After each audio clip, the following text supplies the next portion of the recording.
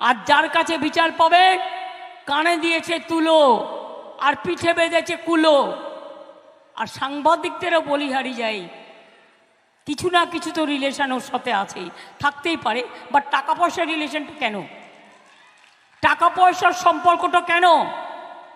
ও যা বলে আপনারা তাই করেন। আপনাদের মিনিমাম ধর্ম তো থাকা উচিত। যারা নেন না তাদের আমি স্যালুট করি, এর মধ্যেও দু একজন নিশ্চয়ই নেন না, কিন্তু যারা নেন তাদের নামটাও আমি ভালো করে জানি। মনে রাখবেন, মানুষ ছাড়া কাগজ চলে না, আর মানুষ ছাড়া টিভিও চলে না। এবার আমি আপনাদের কয়েকটা কথা বলি।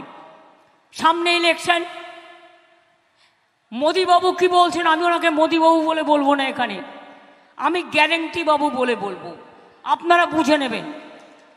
যেমন গদ্দার বলি, নাম বলি না, তেমনি এখানেও আমি নাম বলবো না, আমি গ্যারেন্টি বাবু বলবো, ঠিক আছে? তিনি কি বললেন? বিনা পয়সায় চাল দিচ্ছেন, 2 বছর ধরে 1 টাকাও দিচ্ছেন। বলুন, হয় আপনি ক্ষমা চান, আর তা না হলে বলুন যে আপনি টাকা দিয়েছেন চালের। 420 নতুন গ্যারেন্টি।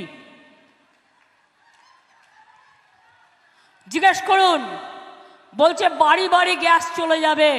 টিভি খুললেই দেখাচ্ছে, রেডিও খুললেই দেখাচ্ছে, ইউটিভি খুললেই দেখাচ্ছে, সংবাদ মাধ্যম খুললেই দেখাচ্ছে। কি বাড়ি বাড়ি বিনা পয়সায় গ্যাস পেয়ে গেছেন? কি মা বোনেরা আমার, গ্যাস পেয়েছেন? গ্যাস দিয়েছে বিনা পয়সায়?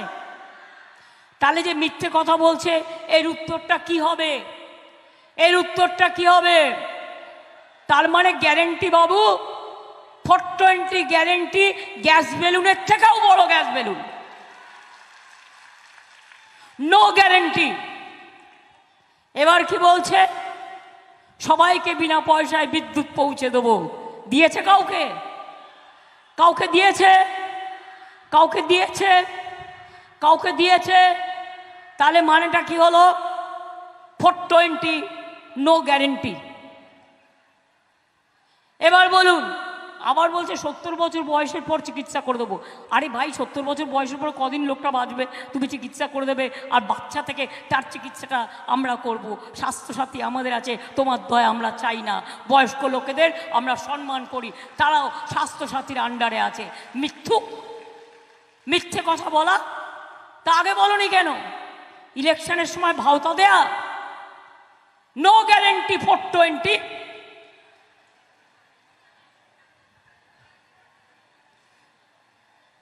হাজার টাকা গ্যাসের দাম। আবার জিতলে, যদি জিতে যায়, জিতবে না এবারে, নিশ্চিন্তে থাকুন, যদি জিতে যায় ওটা হয়ে যাবে 2000 টাকা। অর্থাৎ 2000 টাকার গ্যাসে ফুটবে বিনা পয়সার চাল। বাহবা গ্যারেন্টি লাল, বাহবা নন্দলাল, বাহবা নন্দ দুলাল, বাহবা গদ্দার দালাল।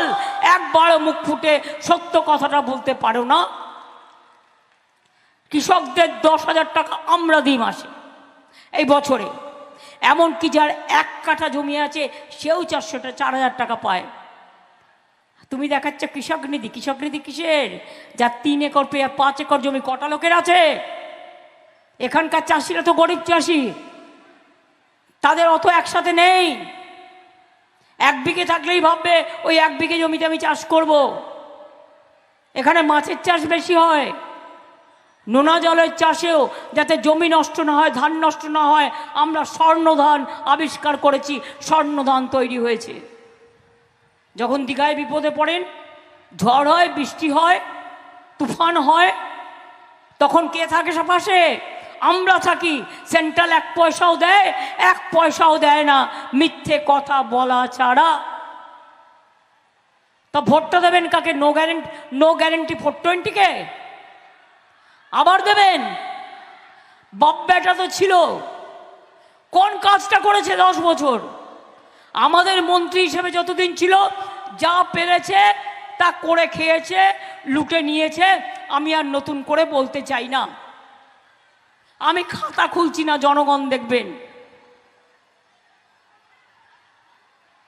শুনুন, এদের আমার চেনা আছে। যখন তৃণমূল কংগ্রেস তৈরি করি, বাপও ছিল না, বেটাও ছিল না। সেদিন ইলেকশানে এখানে কন্টাইতে দাঁড়িয়েছিল অখিলগিরি, ওনারা নয়, ওনারা তখন কংগ্রেসের হয়ে দাঁড়িয়েছিলেন এবং তখন তারা 3rd পজিশনে পেয়েছিলেন। গদ্দারও আমার হাত দিয়ে জেতবার আগে অনেকবার ইলেকশানে হেরেছে। আমি অনেকবার ইলেকশান করতে এসেছি, আমি ছোট্টবেলা থেকে রাজনীতি করি, আমি এগুলো জানি। যাদের নিজেদের হাজার লক্ষ কোটি কোটি টাকার সম্পত্তি, যারা বড় বড় মাফিয়া, আজকে তারা বিজেপিতে কেন গেছে জানেন? টাকা বাঁচাবার জন্য। ভাজপা ওয়াশিং মেশিন, এই যে মাইকগুলো দেখতে পাচ্ছেন, এই রকম একটা ওয়াশিং মেশিন ধরে নিন। Washing machine Bhajpa, washing machine Bhajpa, washing machine